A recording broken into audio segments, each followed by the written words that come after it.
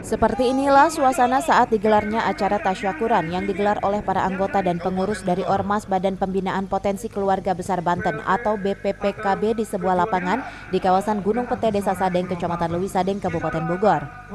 Acara tasyakuran ini digelar sebagai bentuk syukur atas terbitnya surat keputusan dari Kementerian Hukum dan Hak Asasi Manusia tentang status dari organisasi masyarakat yang dikelolanya. Tasyakuran ini digelar berbarengan dengan acara milad dua orang tokoh dari Ormas BPPKB Banten yang selama ini menjadi tokoh penting dari Ormas ini. Dalam acara tasyakuran ini, sejumlah pengurus dan petinggi dari Ormas ini meminta agar para anggota dan pengurusnya untuk senantiasa bersatu dan kompak mengikuti program dan misi visi dari Ormas BPPKB Banten.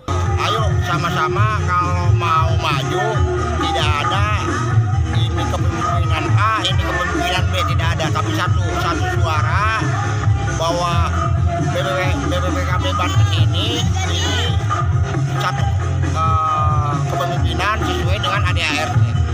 Alhamdulillah, anggota kami yang ada di Kabupaten Bogor ini yang diprakarsai oleh kedua orang tua tadi luar biasa mengadakan syukuran.